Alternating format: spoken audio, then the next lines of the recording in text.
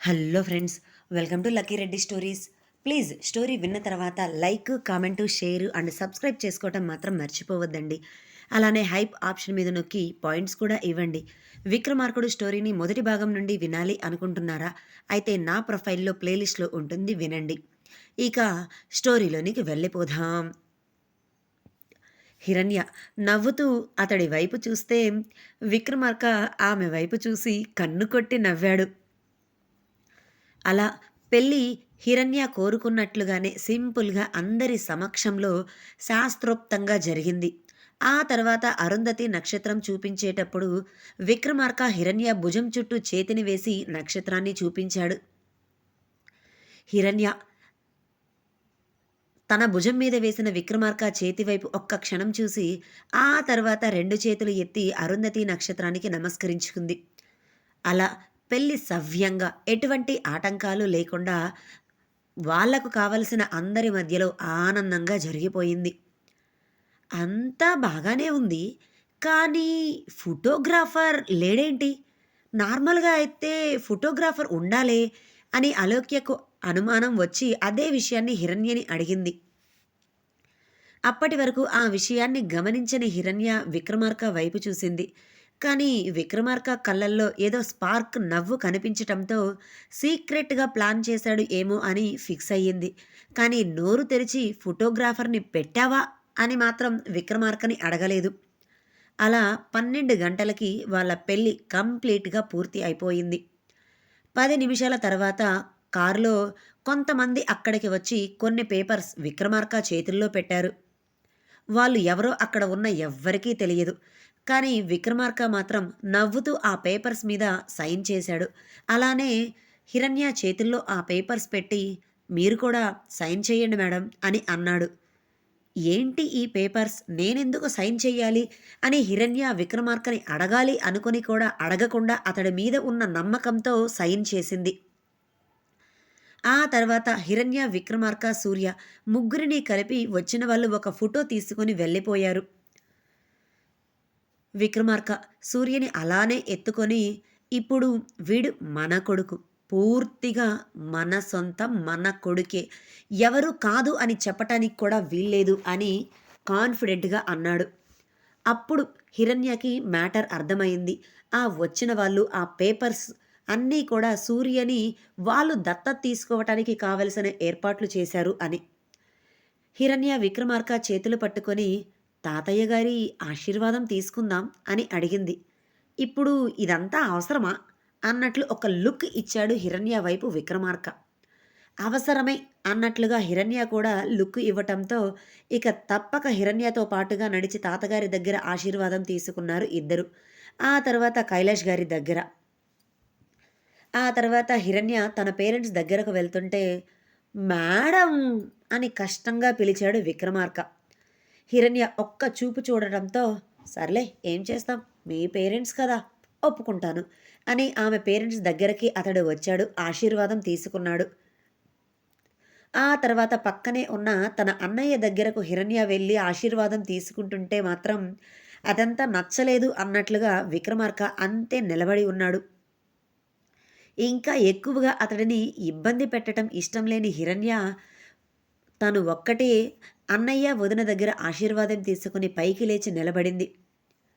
రాజీ మాత్రం ఏదో ఆశీర్వదించాలి కాబట్టి ఆశీర్వదించింది. అలా పెళ్ళి అయిపోయింది. ఆ తర్వాత ఆ జంట గుడిలో ఉన్న దుర్గామాతను దర్శించుకొని గుడిలో నుంచి బయటికి వచ్చారు. అక్కడికి వచ్చేటప్పుడు సిరి ఎంతో ఆనందంగా వచ్చింది కౌటిల్యతో కలిసి, ఏదో సర్ప్రైజ్ అని ఫీల్ అవుతూ. హిరణ్యని చూసి మరింత ఎగ్జైట్ అయ్యింది. హిరణ్యతో ఎన్నో విషయాలు మాట్లాడాలి అనుకుంది. కానీ అక్కడ ఉన్న విక్రమార్కని చూసి అతడే విక్రమార్క అని తెలిసి కోపంతో రగిలిపోయింది. అక్కడ ఉన్నది విక్రమార్క అని తెలియనప్పుడు అతనిని బావ అని పిలిచింది. అది కూడా హిరణ్య భర్తగా. కానీ ఇప్పుడు అదే హిరణ్య భర్త విక్రమార్క అని తెలిసి కోపాన్ని తట్టుకోలేక ఆ కోపాన్ని మాత్రం బయట పెట్టలేకపోయింది. అణుచుకుంది లోపలే. అప్పుడు హిరణ్య సిరి ఫేస్‌లో కనిపిస్తున్న కోపాన్ని గమనించి ఆమె వైపు చూడలేక తప్పు చేసిన దానిలాగా తలదించుకుంది. సిరి అదే కోపంతో హిరణ్య దగ్గరకు వచ్చి ఆమె చెంప మీద ఒక్కటి పీకింది. తన భార్యని సిరి అలా కొట్టటం తట్టుకోలేని విక్రమార్క సిరిని కొట్టటానికి చేతిని ఎత్తాడు, క్షణం కూడా ఆలస్యం చేయకుండా. విక్రమార్క నుంచి ఇలాంటి రియాక్షనే వస్తుంది అని ముందే ఊహించిన హిరణ్య అతడి చేతిని గట్టిగా పట్టుకొని ఆపి, వద్దు, ఇలాంటివి ఏమీ ఇక్కడ వద్దు అని కళ్ళతోనే అతడిని అడ్డుకుంది. మేడం అని విక్రమార్క చాలా కోపంగా అరిచాడు. ఆ సిచ్యువేషన్ తను తట్టుకోలేకపోతున్నాడు. విక్రమార్క హిరణ్య ఇద్దరి మధ్య జరుగుతున్నది సిరి గమనిస్తూనే ఉంది. కానీ ఆ కోపాన్ని ఆపుకోలేని సిరి, నువ్వు ఇలా చేస్తావు అని నేను అస్సలు ఎక్స్పెక్ట్ చెయ్యలేదు హిరణ్య. నాకెందుకో ఇదంతా నచ్చటం లేదు. నువ్వు కనిపించిన తర్వాత ఎంతో ఇష్టంగా నీ దగ్గరకు వచ్చాను. కానీ నువ్వు వీడిని వీడిని అంటూ విక్రమార్క వైపు వేలుపెట్టి చూపిస్తూ పెళ్లి చేసుకుంటావు అని నేను అస్సలు అనుకోలేదు. నాకు నువ్వు చేసింది ఏది నచ్చలేదు అని చెప్పి కోపం అసహనంగా అక్కడ నుంచి వెళ్ళిపోయింది. సిరి అని వెనక నుండి హిరణ్య పిలుస్తున్నా కూడా సిరి ఆగకుండా వెళ్ళిపోయింది. విక్రమార్క వెళుతున్న సిరి వైపు ఒక్క క్షణం చూసి ఆ తర్వాత తన చూపుని కౌటిల్య మీదకు తిప్పాడు. అక్కడ జరుగుతున్నది అంతా అందరూ అయోమయంగా చూశారు. కౌటిల్యకి విక్రమార్క తన వైపే చూడటం, అతడి చూపులో ఉన్న ఇంటెన్స్ ఏంటో అర్థమయ్యి, వీడొకడు నన్ను మింగేసేలా చూస్తాడేంటి, కొట్టింది సిరి, కొట్టించుకుంది హిరణ్య, మధ్యలో నేనేం చేశాను, నా వైపు అలా చూస్తాడు అని అనుకుంటూ, సిరి ఒక్క నిమిషం ఆగు, నీతో మాట్లాడాలి అంటూ సిరి వెనకే వెళ్ళిపోయాడు కౌటిల్య.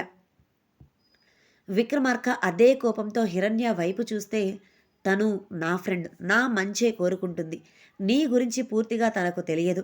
నేను తనకు అర్థమయ్యే విధంగా చెప్తాను. ప్లీజ్ నువ్వు మనసులో ఏమీ పెట్టుకోవద్దు అని అన్నది. కానీ విక్రమార్క మాత్రం ఆమెతో ఏమీ మాట్లాడకుండా ఫేస్ పక్కకు తిప్పుకున్నాడు. హిరణ్య అతడి చేతిని పట్టుకొని మరొక చేతిలో అతడి ఫేస్ని తన వైపు తిప్పుకోవటంతో, ఇలా మరొకరు వచ్చి మిమ్మల్ని కొట్టడం నాకు నచ్చదు మేడం, నచ్చదు. ఇంతకుముందు మీ ఇష్టం, నేను పట్టించుకోను. కానీ ఇప్పుడు మాత్రం నేను ఏది కూడా బేర్ చెయ్యను. అది మీ బెస్ట్ ఫ్రెండ్ అయినా సరే, మరెవరైనా సరే అని సీరియస్గా చెప్పాడు విక్రమార్క. తను నన్ను అలా కొట్టడంలో నాకు ఆనందమే ఉంది. నా మీద ఉన్న ప్రేమతోనే తను నన్ను అలా కొట్టింది. ప్లీజ్ నువ్వు తన మీద కోపం తెచ్చుకోవద్దు అని రిక్వెస్టింగ్గా అడిగింది హిరణ్య. ఇంకా సిరి హిరణ్యని కొట్టిన దృశ్యమే తన కళ్ళ ముందు కనిపిస్తూ ఉండటంతో విక్రమార్క తట్టుకోలేకపోయాడు. సిరి వస్తే పెళ్లికి ఖచ్చితంగా నిజం తెలిసిన తర్వాత తనని తిడుతుంది అని, అది కూడా తనని మాత్రమే, హిరణ్యని కాదు అని ఊహించాడు. కానీ ఇలా హిరణ్యని కొడుతుంది అని అతడు అస్సలు ఎక్స్పెక్ట్ చెయ్యలేదు. తనని ఎన్ని తిట్టినా తన మేడం కోసం సైలెంట్గా ఉండాలి అనుకున్నాడు. కానీ ఇక్కడ తను అనుకున్న దానికి మొత్తం కూడా రివర్సే అయిపోయింది. 5 నిమిషాలు విక్రమార్కని హిరణ్య రిక్వెస్ట్ చేయటంతో అప్పుడు నార్మల్ అయ్యాడు. కానీ ఫేస్లో ఇంతకు ముందున్నంత స్మైల్ అయితే రాలేదు.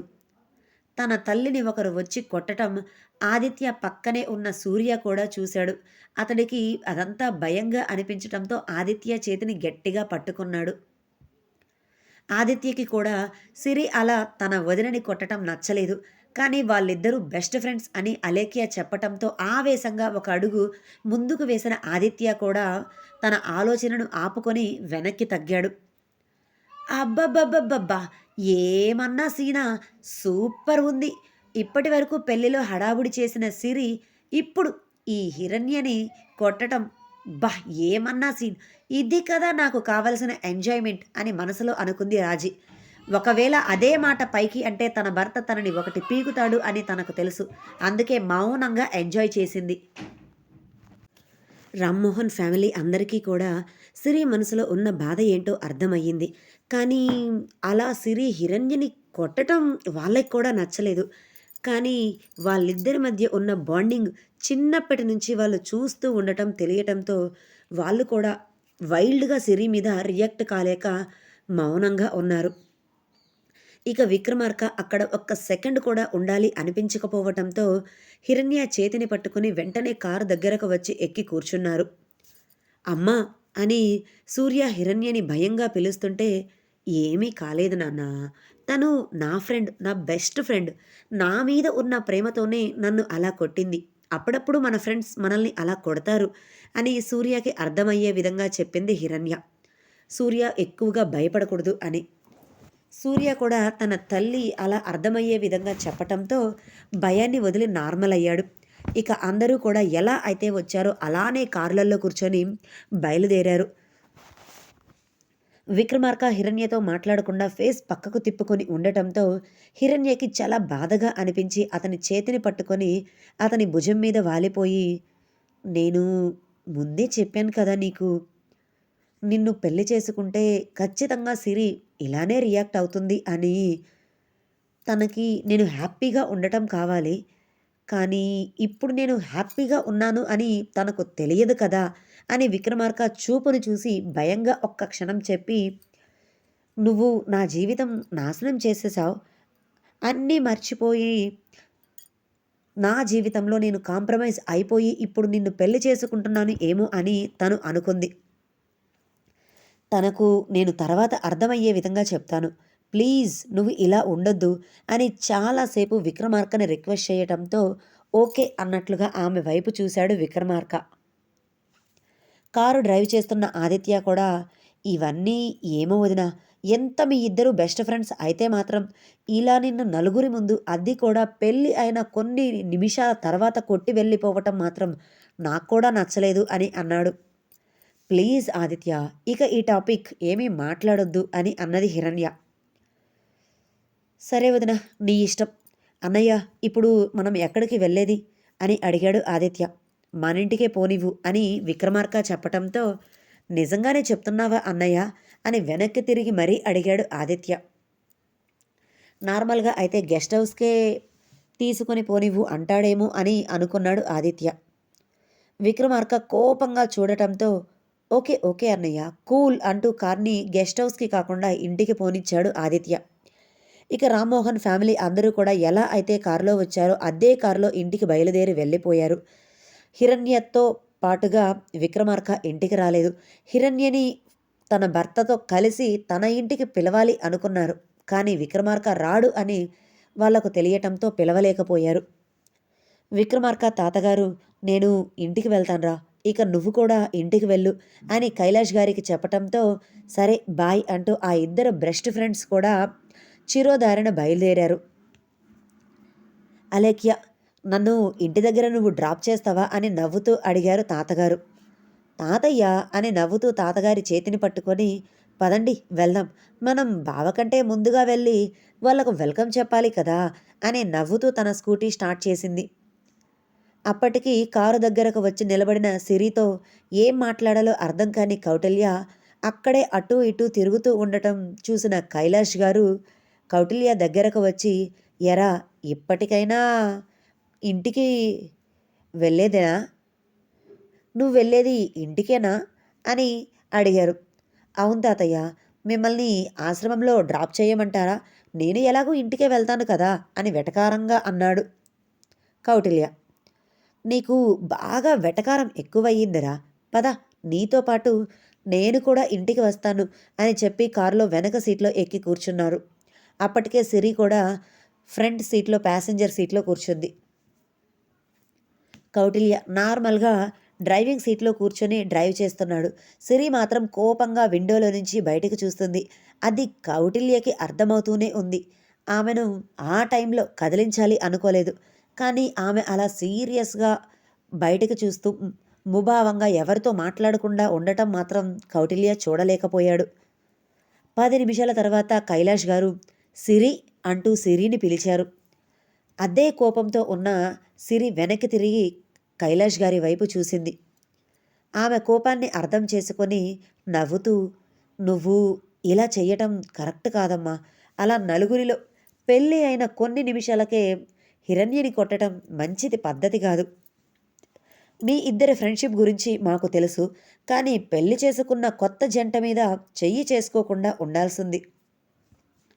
తను ఒంటరిగా ఉన్నప్పుడు ఇలా చేసుంటే బాగుండేదేమో, లేదంటే మాటలతో చెప్పి ఉంటే బాగుండేదేమో అని అన్నారు కైలాష్ గారు. నేను కరెక్ట్‌గానే చేశాను తాతయ్య. కానీ హిరణ్యని వాడిని పెళ్లి చేసుకోవటం నాకు నచ్చలేదు.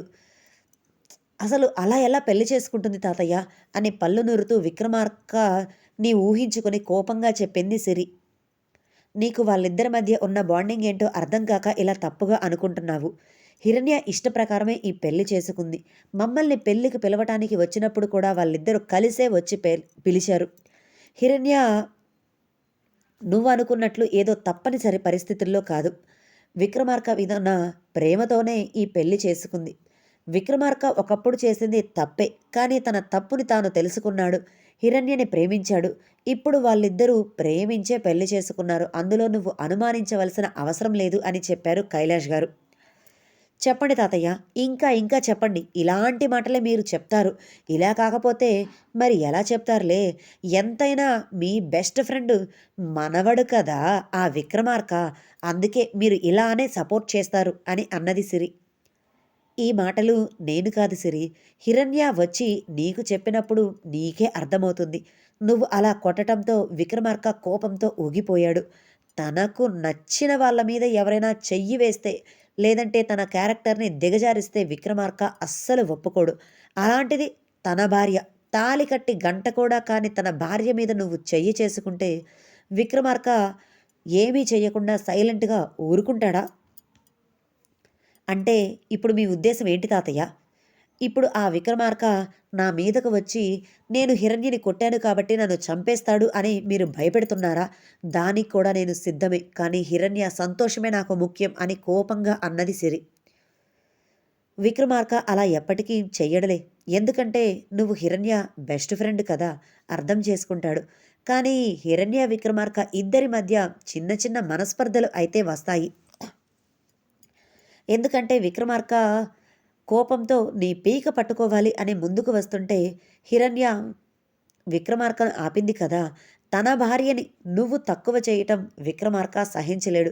అలా భార్యాభర్తలు అయిన తర్వాత సిట్యుయేషన్ ఎలా ఉంటుంది అనేది రేపు నీకు కూడా పెళ్ళైన తర్వాత అర్థమవుతుంది అని చెప్పి సైలెంట్ అయిపోయారు కైలాష్ గారు. అంతకు మించి ఎలా చెప్పాలో ఆయనకు కూడా అర్థం కాలేదు.